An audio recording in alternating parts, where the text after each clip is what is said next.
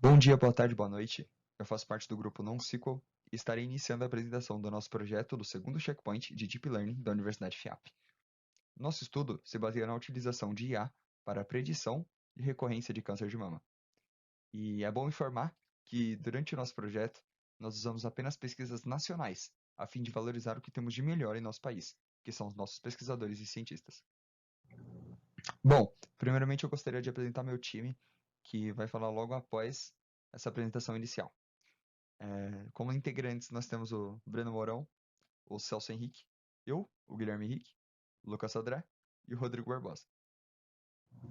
Inicialmente, de maneira aprofundada, fomos buscar pesquisas científicas nacionais sobre o assunto e especificamente sobre cada coluna, para executarmos o primeiro tratamento de dados e entender o que seria indispensável para seguirmos com os modelos.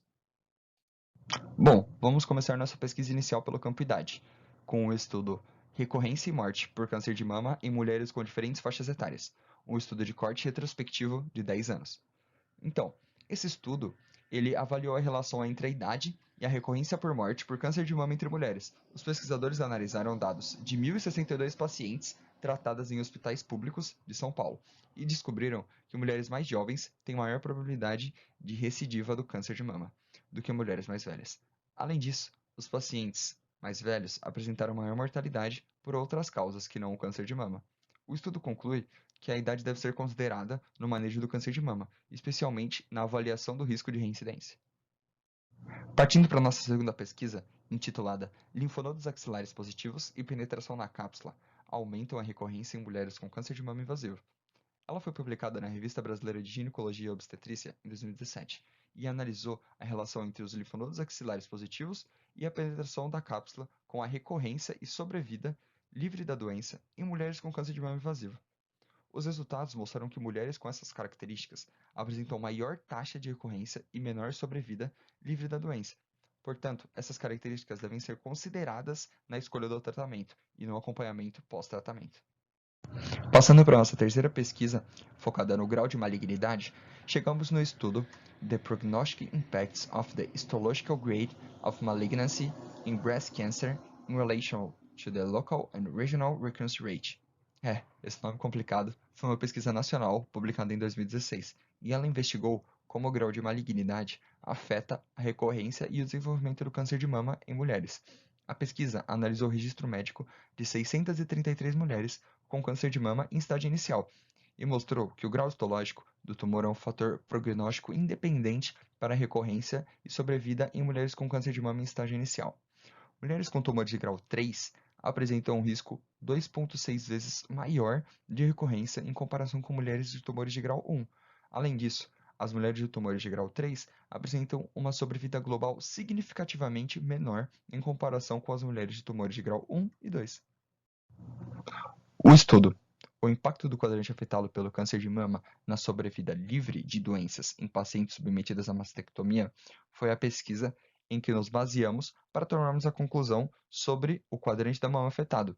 Essa pesquisa foi analisada retrospectivamente 344 pacientes, divididas em 4 grupos, de acordo com o quadrante afetado pelo tumor. Os resultados mostraram que a recorrência do câncer foi maior entre pacientes com tumores no quadrante interno da mama, em comparação com os outros quadrantes. Além disso, as pacientes com tumores no quadrante inferior externo apresentaram maior risco de metástase linfonodal. Os autores concluíram que o quadrante afetado pelo câncer de mama pode ter um impacto significativamente na recorrência da doença e na disseminação para os linfonodos. A quinta parte da nossa pesquisa foi baseada no histórico de radioterapia e encontramos um estudo muito interessante, intitulado Os efeitos da radioterapia no risco de recorrência e na sobrevida de mulheres com câncer de mama inicial. Esse estudo foi incluído 156 mulheres que foram tratadas com cirurgia e radioterapia após o diagnóstico de câncer de mama. As pacientes foram acompanhadas por um período médio de 60 meses. Os resultados mostraram que a radioterapia foi eficaz na redução de risco de recorrência do câncer de mama em mulheres com tumores menores que 2 centímetros, mas não teve efeito significativo em mulheres com tumores maiores que 2 centímetros. Além disso, a radioterapia não teve impacto na sobrevida global dos pacientes. Os autores concluíram que a radioterapia é um tratamento eficaz para reduzir o risco da recorrência do câncer de mama em mulheres com tumores menores que 2 centímetros, mas não deve ser considerado um tratamento universal para todos os tipos de câncer de mama inicial. Agora, partindo para a mão da massa, vou citar as bibliotecas e ferramentas que utilizamos.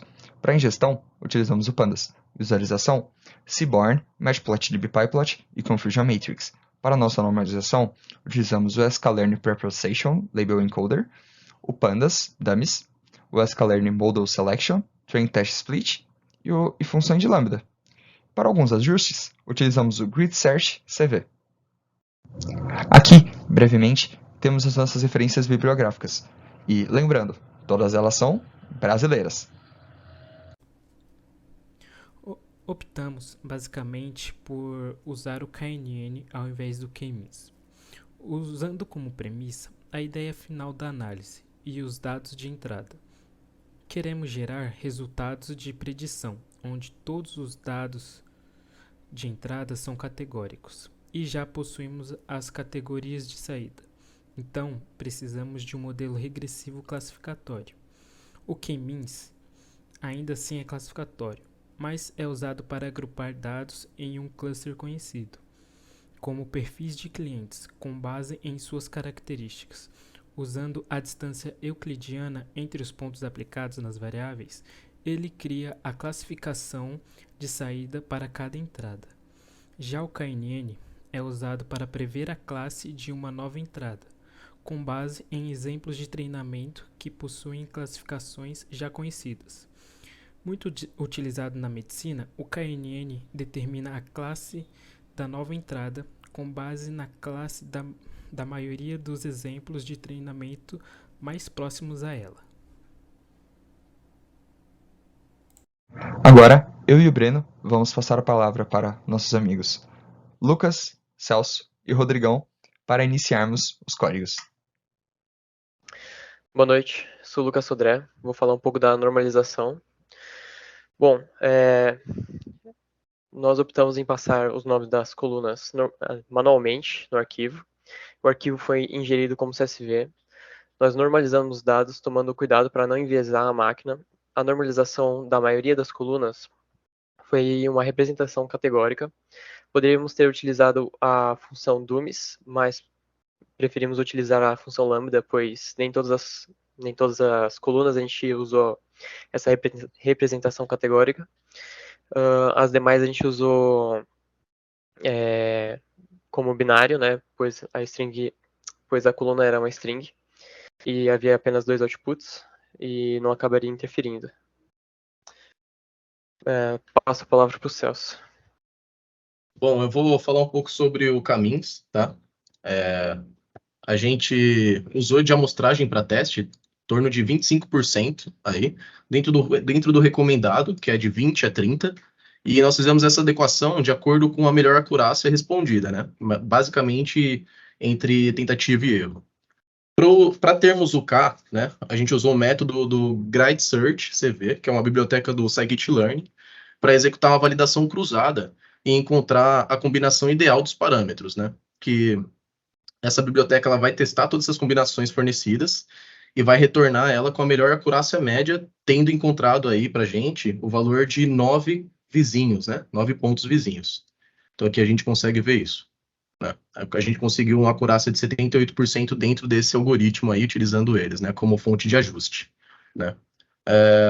No fim desse modelo, a gente consegue ver essa acurácia, né? E a matriz de confusão aqui embaixo. Né, que para um entendimento mais profundo dos nossos resultados, trouxeram aí 50 traços verdadeiros positivos, 4 dados falsos positivos, 12 verdadeiros negativos e 6 falsos negativos. Bom, agora com a introdução do MLP aí, quem vai fazer é o Rod, tá? Bem, boa noite, meu nome é Rodrigo Barbosa. Abordando aqui um pouco a respeito do caminho que a gente decidiu seguir no nosso trabalho, após o KNN, a gente decidiu usar o modelo de rede neural LMP Classifier. No quesito número de camadas e a quantidade de camadas ocultas que nosso algoritmo terá, seu processamento serão de 2 camadas, de acordo com o propósito do projeto. Problemas lineares são resolvidos com uma só camada e problemas um pouco mais complexos e não lineares, ou seja, suas variáveis não entram obrigatoriamente em acordo. Para os números de neurônios, testamos com base nas 3 regras apresentadas em sala, onde entrada mais saída dividido por 2, entrada vezes 2/3 mais saída dividido por 2 e maior do que 2 vezes a entrada. E por tentativa e erro, interpretamos que a segunda opção nos garante uma taxa de acerto melhor. Assim, o mesmo aplicado na segunda camada. A função de ativação é usada para introduzir não linearidade no modelo, e o que torna mais capaz de lidar com relações não lineares nos dados. Usamos a função RLU, que retorna 0 para qualquer entrada negativa e a própria entrada para qualquer entrada positiva. Solver é um parâmetro que define o otimizador de pesos do algoritmo. Usamos o SGD de acordo com a saída do Grid Search CV. Este parâmetro é usado para garantir que a rede treinada por muito tempo, para não levar a overfitting funcional. Devido à quantidade de entrada dos dados, usamos 500 interações como fator máximo, não tendo a necessidade de colocar um valor muito alto para ter sobreajuste. Usando uma tolerância de 0.0001 em 10 épocas consecutivas, encontramos normalidade já em 480.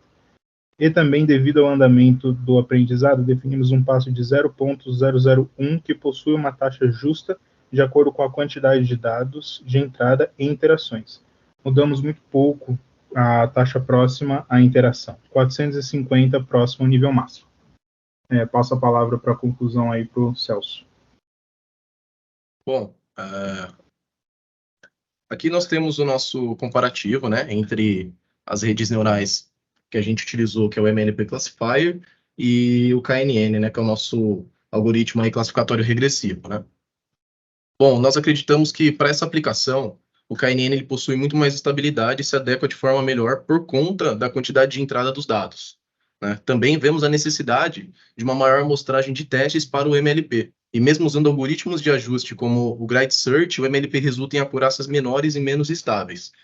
Então, a gente encontrou uma acurácia maior no KNN, de 78%, e o MLP ele varia por conta de ser um algoritmo focado em uma base matemática mais complexa, né? Como utilizamos aí uma entrada de mais ou menos 24 dados categóricos, o KNN ele disponibiliza esses dados em sua classificação de forma mais apropriada, né? Enquanto o MLP talvez teria que ter uma entrada muito maior, com o KNN já suprimindo o propósito do nosso projeto.